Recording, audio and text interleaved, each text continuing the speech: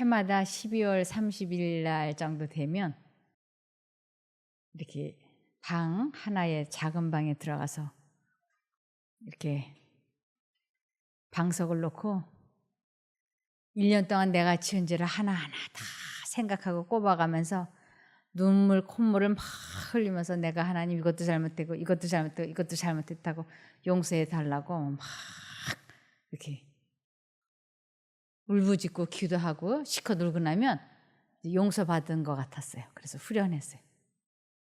그것을 회개라고 생각했습니다. 그래서 내가 잘못할 때마다 하나님 제가 고백합니다. 이거 이렇게 잘못했습니다. 그리고는 울고 용서받았다. 이렇게 생각했어요. 그런데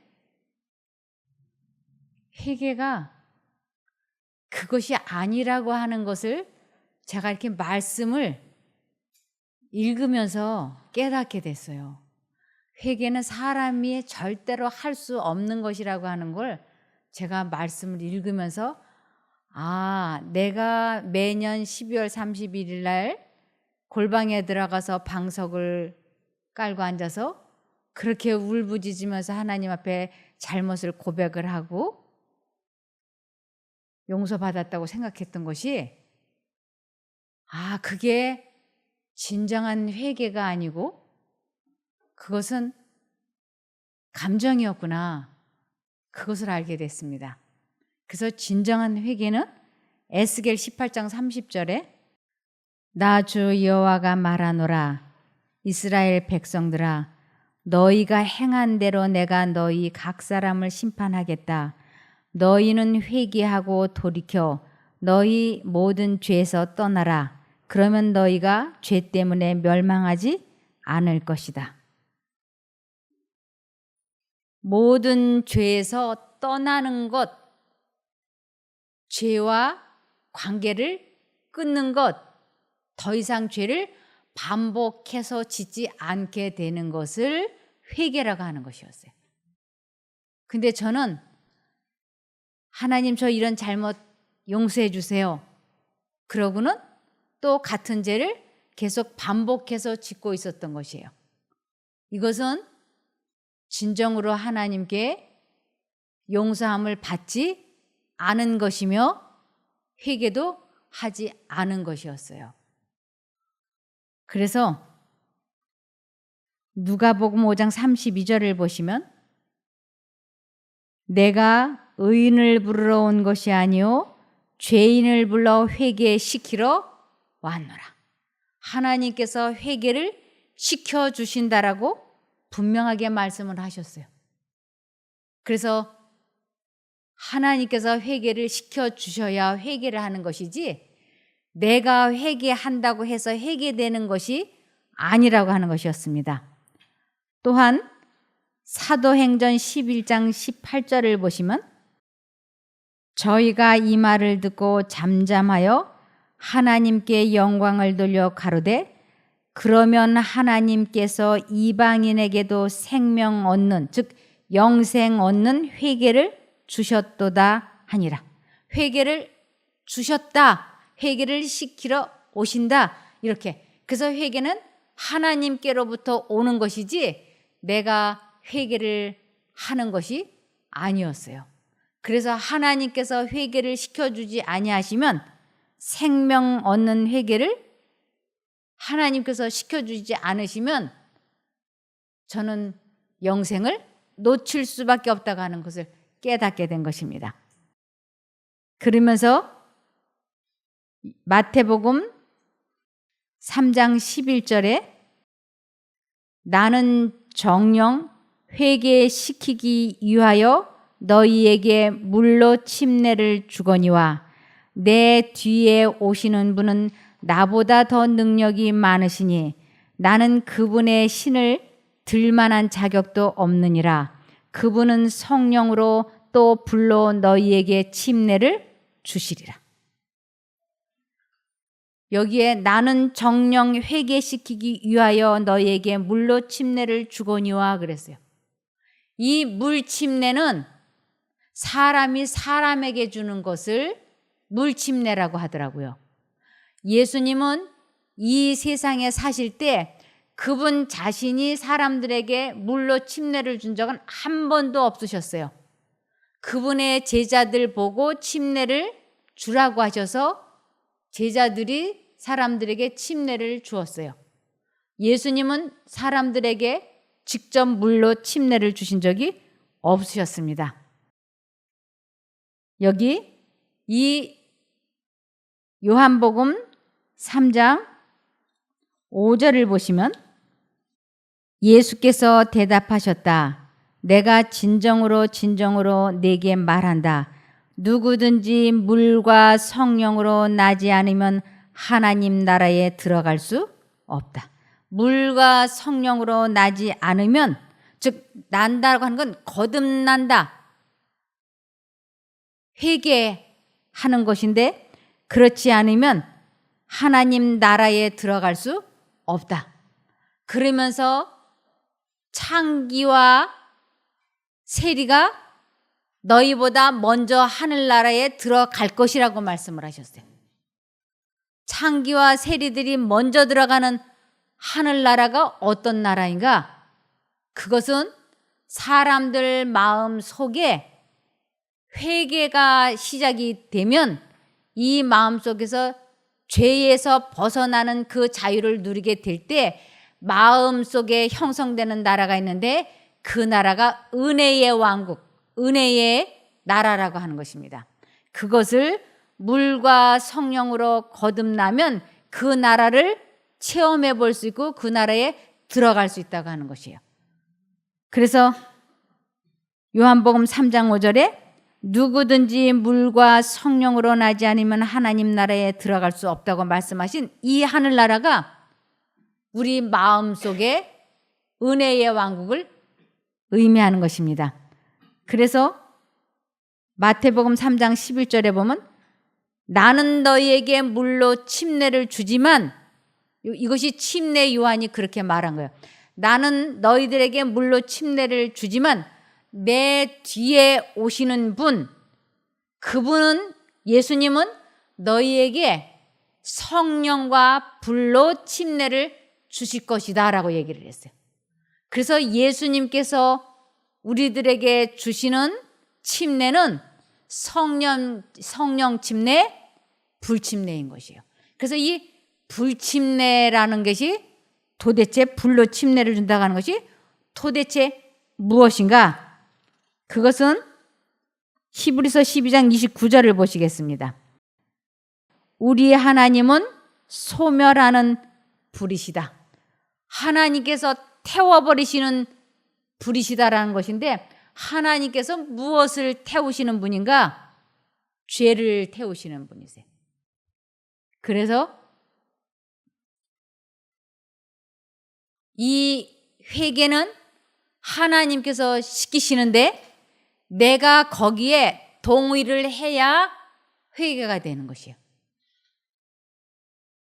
그분은 우리들에게 성령 하나님께서 사람에게 제일 처음에 시작하시는 사역이 죄를 깨닫게 하시는 것부터 시작이에요. 그래서 내가 이렇게 살면 안 되는데, 내가 이렇게 자꾸 거짓말하는 거 습관이 되면 안 되는데, 내가 너무 게으른 거 아닌가? 이런 것들이 내가 생각을 만들어서 하는 것이 아니고 하나님께서 그렇게 시작을 하세요. 그게 하나님께서 회개시키시기 위한 첫 번째 음성이 그렇게 들려와요. 내가 이렇게 자꾸 밤늦게까지 인터넷 게임을 하면 안 되는데, 이것이 하나님께서 회개시키시기 위한 시작인 거예요. 그런데 한쪽 마음으로는 그냥 한 30분만 더 하고 내일부터 인터넷 게임을 하지 말자.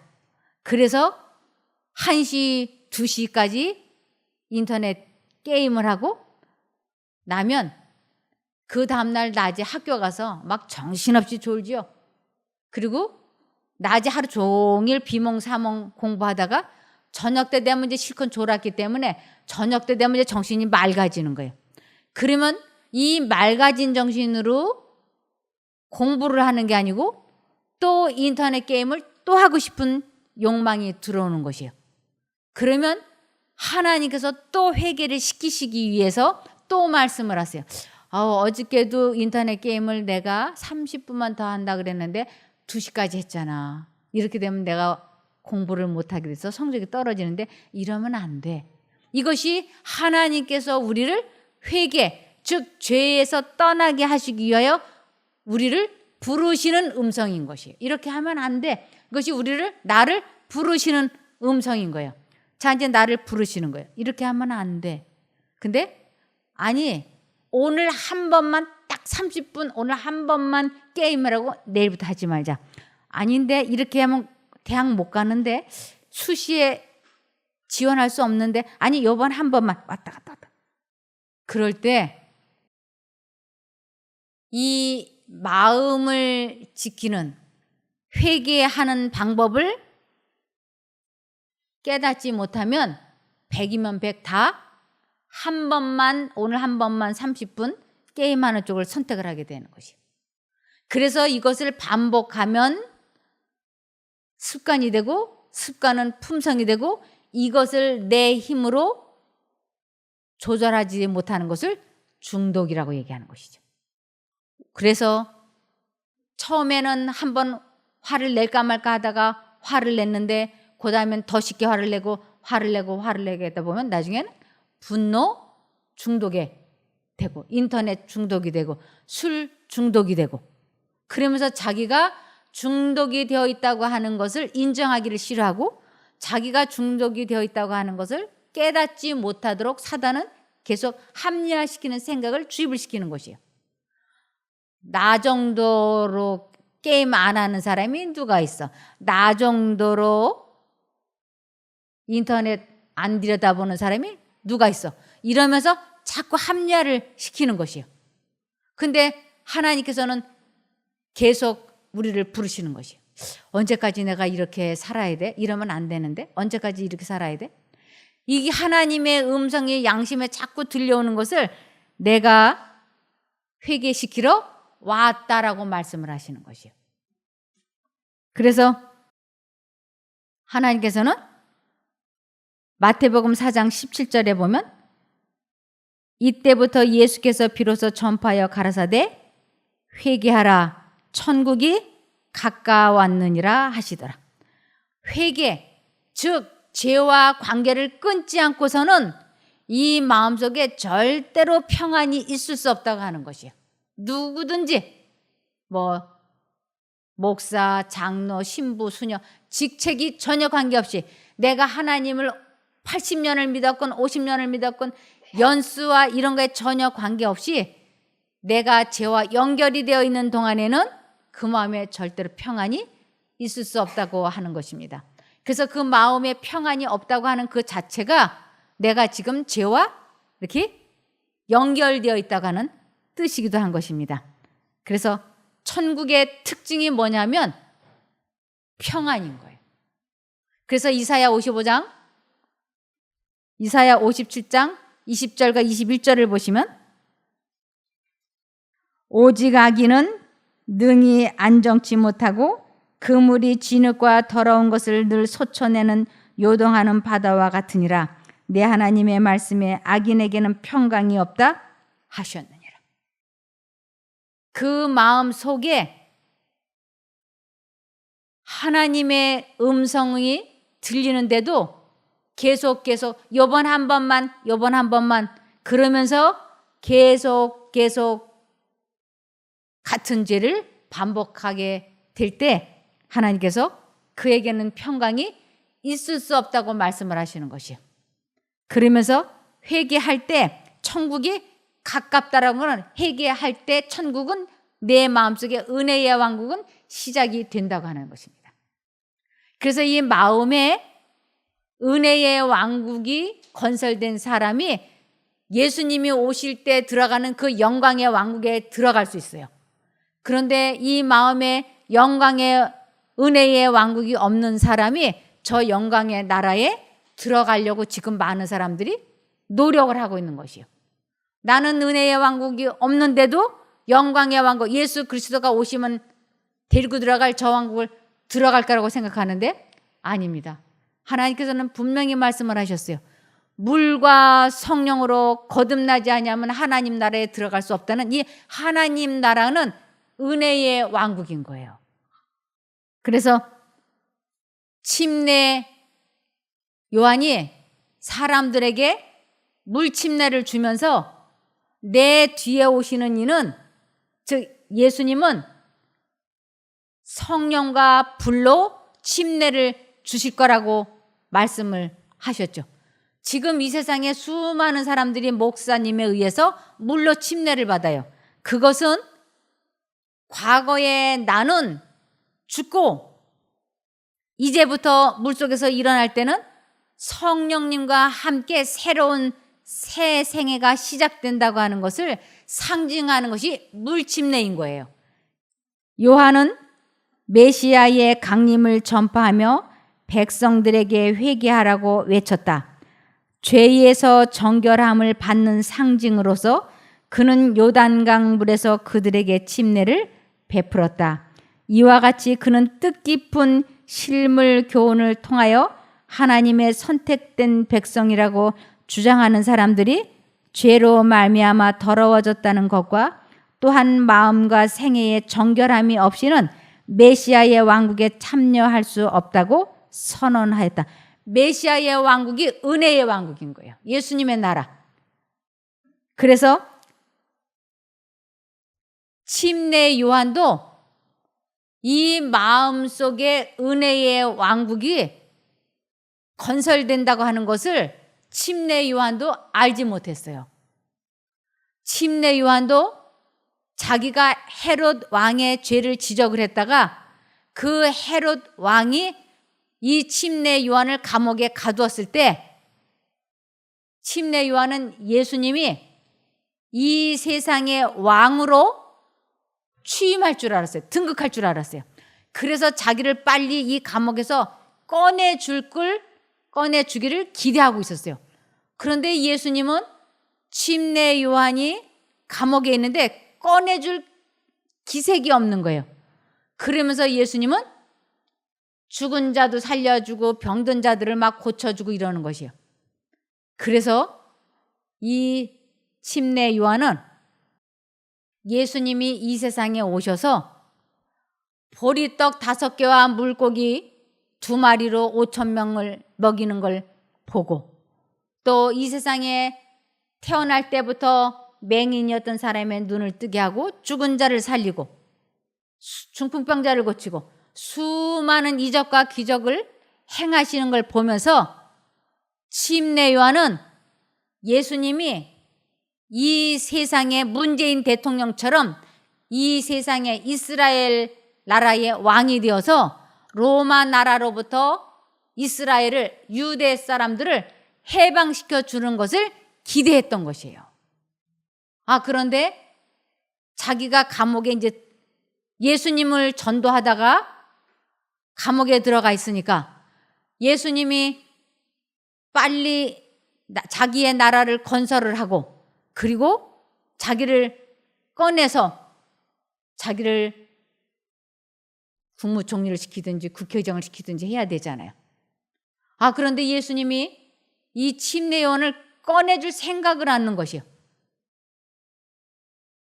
침례 요한은 예수님을 요단강에서 침례 줄 때 하늘이 열리고 하늘에서 예수님을 보고 이는 내 사랑하는 아들이여 내 기뻐하는 자라고 하는 하나님의 음성을 분명히 듣고 본 사람인데 이 예수님이 정말로 그 오실 거라고 하는 메시아가 맞나?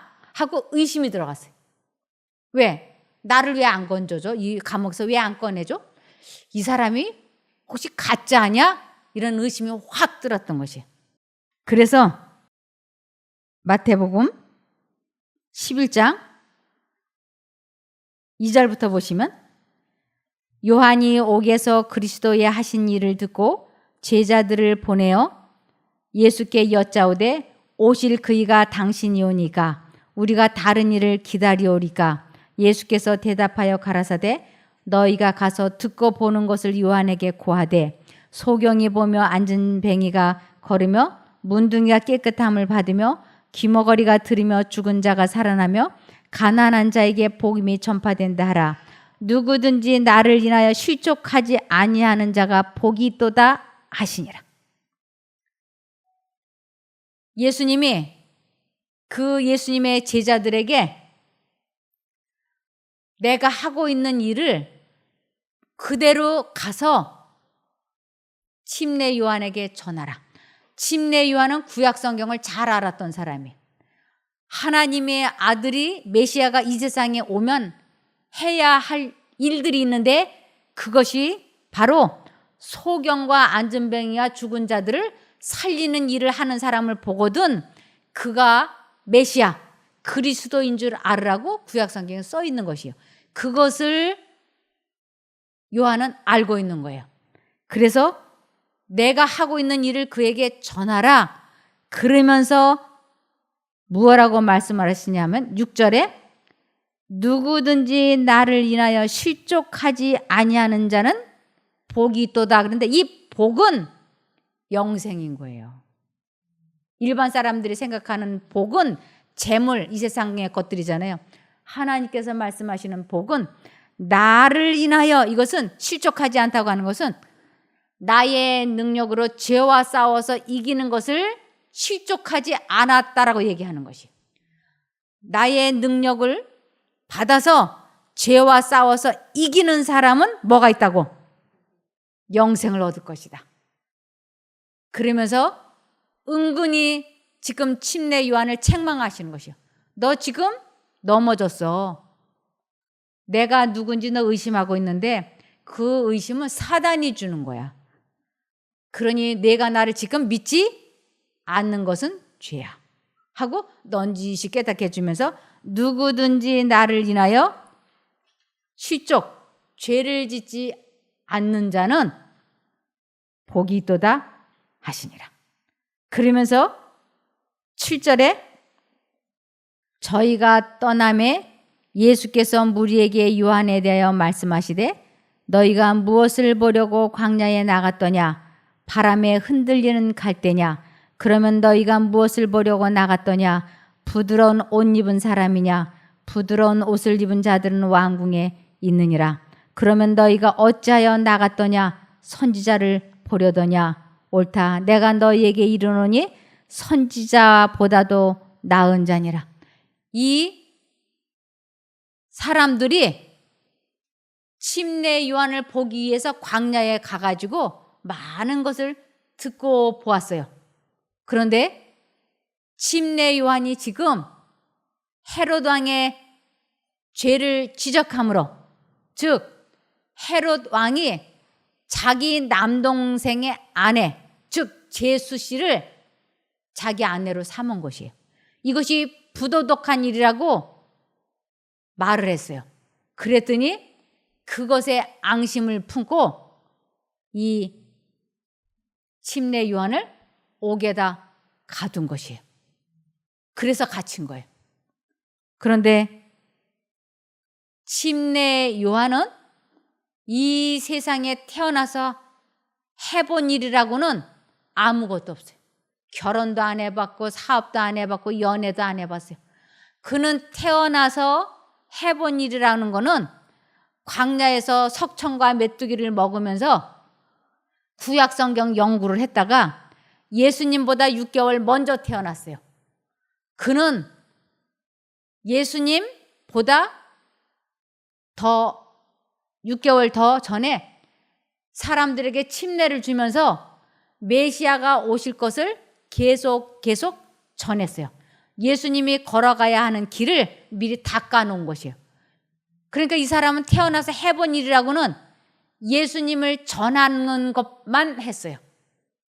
이 세상에 태어나서 이렇게 오직 예수님만 전하는 사람은 없었어요. 그런데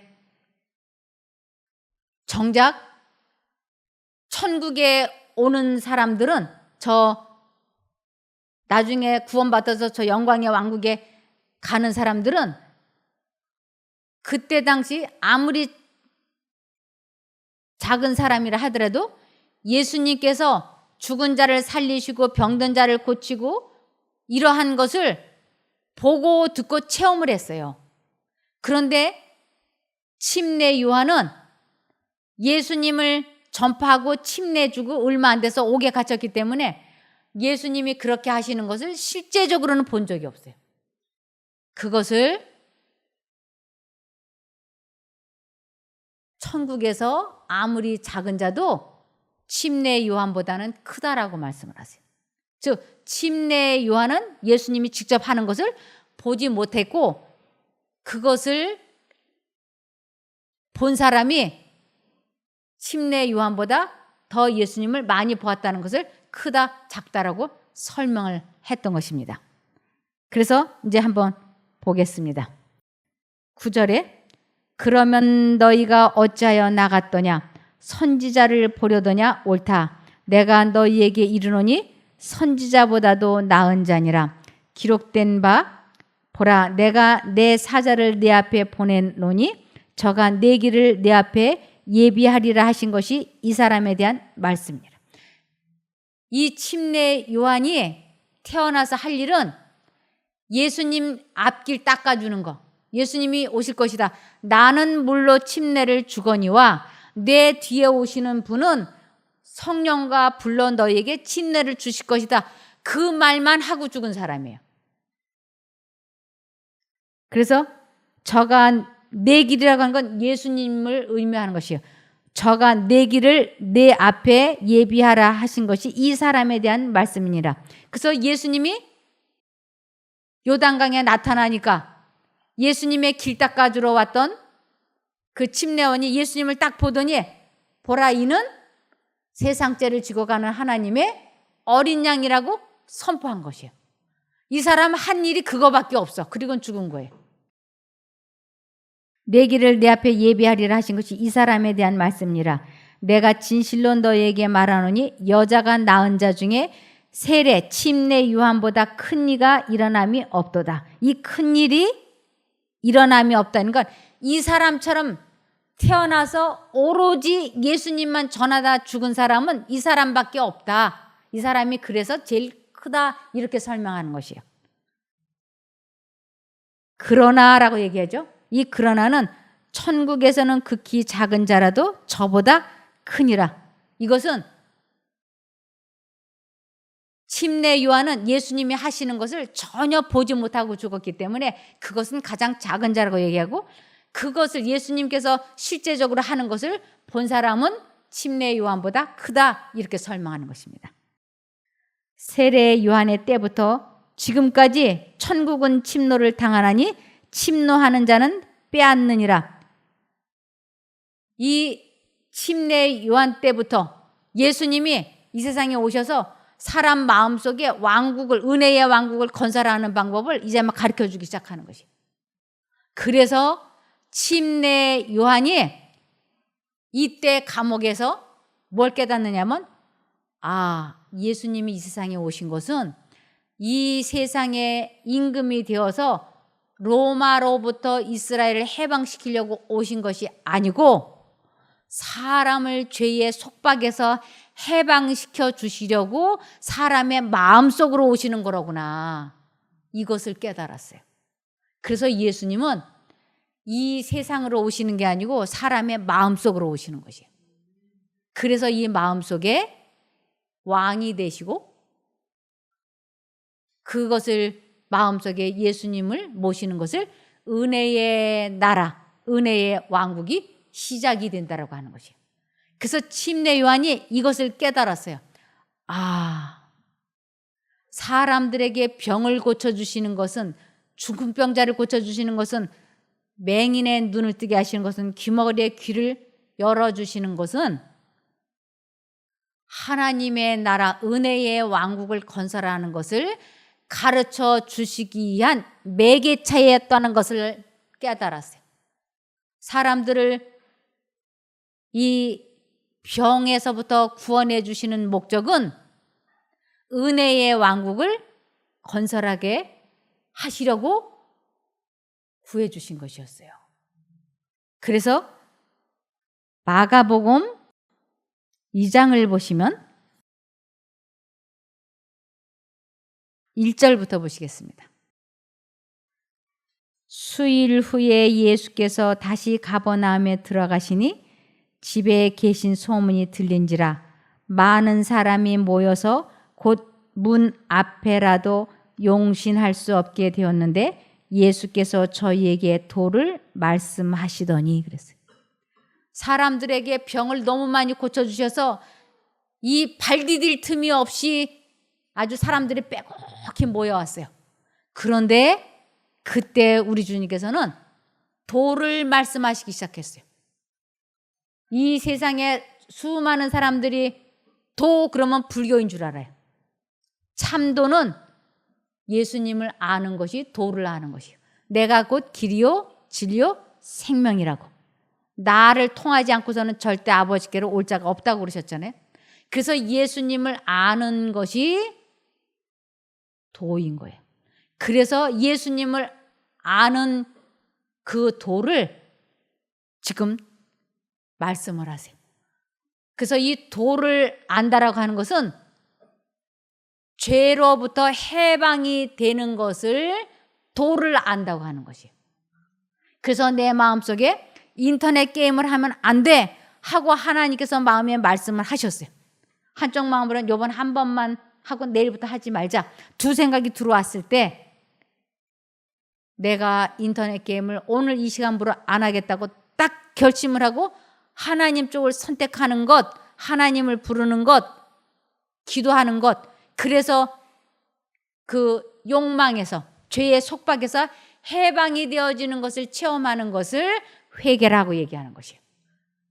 이것을 죄로부터 해방이 되는, 그래서 이 죄의 속박에서 벗어나게 될 때 마음에 은혜의 왕국이 시작이 되는 것이에요. 그래서 내가 회개했다, 거듭났다, 온전해졌다라고 아무도 말할 수 없어요. 왜냐하면 사단이 살아있기 때문에 마음속에 계속 악한 생각을 주입시키고 있기 때문에 내가 왜 이렇게 음란한 생각이 자꾸 들어오지? 그것을 많은 사람들은 자기가 만들어서 하는 생각인 줄 알아요. 그 생각은 들어오는 것이. 그래서 나 이렇게 호색적이고 음란한 생각 안 해야 되는데, 그런데 그 생각이 자꾸 들어오니까 이 생각을 하지 않기 위하여 이 생각을 안 하겠다고 굳게 결심을 하고 하나님을 불러야 되는데, 한번 내가 그 생각에서 해방이 됐다고 해서 이 생각이 다시 안 들어오느냐? 아니에요. 사단은 살아있기 때문에 그 사람이 약한 부분에다 틈만 나면 이렇게 돌을 던지듯이, 연못가에 돌 던지듯이 좋지 않은 생각을, 인터넷 생각, 술 생각, 담배 생각, 연애 생각, 별별 생각을 다 던져보는 것이 마치 미끼 던져서 고기 낚듯이. 그런데 그 생각이 들어오지 않게 마음을 지키는 것이, 잠언 4장 23절을 보시면 무릇 지킬 만한 것보다 더욱 내 마음을 지켜라. 생명의 근원이 이에서 남이니라. 생명의 근원, 영생이 여기서부터 시작이 되는 것이에요. 이 마음을 지켜야 은혜의 왕국이 시작이 되어서 영생이 이르는 것이에요.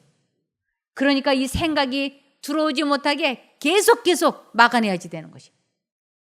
그렇지 않으면 일주일 동안 담배를 끊었는데, 아니면 6년 동안 술을 끊었는데 어느 날 그 술 마시고 싶은 생각, 담배 피고 생각이 들어와서 막아내지 못하면 다시 과거의 습관으로 되돌아가는 것이에요. 이것을 침례 요한이 깨달은 것이에요. 예수님께서 이 세상에 오신 것은 이 세상에서 왕이 되어서 나를 부귀영화를 주시려고 한 게 아니고, 주님은 사람 마음속에 임하시는 것이었구나. 그래서 침례 요한이 그것을 딱 깨닫고 나니까 헤롯이 침례 요한을 목을 칼로 쳐서 죽었잖아요. 근데 침례 요한이 구원받은 것이에요. 이것을 깨닫고 자기 마음에 은혜의 왕국이 시작이 된과 동시에 생명이 멈췄기 때문에. 그래서 이 마음을 지키는 것이 회개를 지속하는 것이에요. 저희 집에 가보면, 저희 집 정원에 가보면 아주 큰 나무가 있었어요. 이 저희 집에서 제일 큰 나무가. 그래서 그게 너무 크고 그러길래 제가 사람을 시켜서 전기톱으로 이렇게 아람들이 굵은 나무를 전기톱으로 아주 밑둥을 싹 잘라냈어요. 아주 말끔하게 흔적도 없이. 그런데 며칠 전에 그 둥치가 아주 흙과 똑같은 길이로 이렇게 싹 잘라냈는데 거기에 이만한 아주 예쁜 묘목 같은 게 자라고 있는 거예요. 그래서 제가 남편 보고 아니 우리 여기다가 묘목을 심지 않았는데 왜 이런 어린 묘목 같은 게 있을까요? 그랬더니 제 남편이 가서 이렇게 보더니 이 아람두리 나무에서 움이 돋아가지고 그것이 커진 거예요. 근데 아람들이 나무를 싹 잘라내면 그 옆에서 다시 움이 나온다는 거예요. 그런데 이 움을 다시 치지 않으면 이것이 자라는데 그 자라나는 속도와 그 크기가 본래의 나무보다 더 빨리 더 크게 자란다는 거예요. 그러니까 움이 돋으면 쳐내는 일은 계속 우리의 생명이 닿을 때까지 해야 된다. 이렇게 나오는 거예요. 제가 그 나무를 보니까 정말로 싹 잘라놓은 아주 흔적도 없이 되었던 그 자리에 가보세요. 아주 이쁘장하게 컸어요. 그래서 제가 남편 보고 이거 내버려 두면 본래의 그 나무로 다시 클 거니까 이거 쳐버립시다 그랬어요. 우리들이 회개했다고 안심하면 나 이제 술 끊은 지 1년 됐어. 이제 술 안 마셔. 하면 사단이 호시탐탐 기회를 노렸다가 탁 하고 씨앗을 뿌려주면 이 속에 다시 본래의 그 죄의 씨앗이 자라나는 것이에요. 그래서 예수님께서 두 사람을 구원해 주시면서 38년 된 병자를 고치시면서 38년 동안 앓았던 사람을 회복시키시면서 하셨던 말씀도 너는 가서 다시는 죄를 범치 말라. 같은 죄를 되풀이하면 나중 형편이 더 심해질 거라고, 더 심한 것이 생기지 않게 조심하라고 말씀을 하시고, 그 정욕이 부릴 듯해서 정욕을 다스리지 못해서 남자와 간음을 하다 현장에서 붙잡힌 여자를 용서해 주시면서도 하시는 말씀이 가서 다시는 죄를 범치 말라고. 안 그러면 너는 다시 똑같은 죄를 또 저지를 거니까. 이것은 그 두 사람에게만 해당되는 것이 아니라 우리 모든 사람에게도 해당이 되는 것이에요. 그래서 덫에 걸리지 않으려면, 사단에게 당하지 않으려면 쉬지 말고 기도해야지 되고 끊임없이 하나님을 바라봐야 된다고 시편 25편 15절에 말씀하셨어요. 내 눈이, 이것은 내 마음이, 내 정신이 항상 여호와를 앙망하면, 바라보다 생각하다 앙망하면 내 발을 그물에서 벗어나게 하실 것이미로다. 이 그물, 이것은 덫에 걸리지 않게 해주신다, 이런 뜻이에요. 눈 깜짝할 사이에 생각이 들어와서 우리 마음에 자리를 잡으면 그것이 어떠한 중치의 악습을 하나님이 잘라주셨다 할지라도, 이걸 뿌리째 뽑아버렸다 할지라도 씨앗이 심겨지면 다시 원위치가 되는 것이. 그래서 생명의 근원이 이 마음에 사단이 넣어주는 생각을 뿌리내리지 못하게 하는 것이기 때문에 하나님께서는 내 마음을 지켜라. 생명의 근원이 이에서 남이니라. 우리의 마음 속에 사단이 뿌려놓은 그 악한 것들을 뽑아내는 것을 내 힘으로 하는 것이 아니고 하나님과 내가 결합이 될 때 이 악습이 고쳐지는 것이. 하나님의 능력이 없이 우리는 아무것도 할 수 없어요. 아무것도 할 수 없어요. 그런데 매 순간마다 이러면 안 되는데 하는 하나님의 음성이 들리면 그때 이유를 불문하고 주여 나를 도와주소서 하고 하나님을 선택하고 붙잡으면 그분의 능력과 나의 선택력이 결합이 되면 우리는 기가 막힐 웅덩이와 수렁에서 해방될 수 있는 것이에요. 이것을 체험하게 될 때 우리의 마음에 주님이 거하신다라고 얘기하고 은혜의 왕국이 시작이 됐다 그러고 이 은혜의 왕국이 시작되는 것을 회개했다라고 얘기하는 것이에요. 아무쪼록 우리 모두 은혜의 왕국을 경험하기를 설립하기를 바라며 말씀을 마치겠습니다. 기도하겠습니다. 하늘에 계신 저희들의 아버지 하나님, 저희들이 회개를 하나님께서 시켜주시는 것인지 모르고 내 자신이 회개해 보려고 얼마나 애썼는지 모릅니다. 그러나 이제는 회개하는 방법을 알았으니 주님께서 저희들을 회개시켜 주시옵소서. 그리하시면 이유를 불문하고 회개하겠으니 도와주시옵소서. 이 세상에 더 이상 미련을 갖지 아니하고 이 세상 것을 사랑하지 아니하고 오직 하나님의 나라를 마음에 설립하는 것에 관심과 애정을 가질 수 있게 도와주시기를 예수님 이름으로 기도드리옵나이다. 아멘.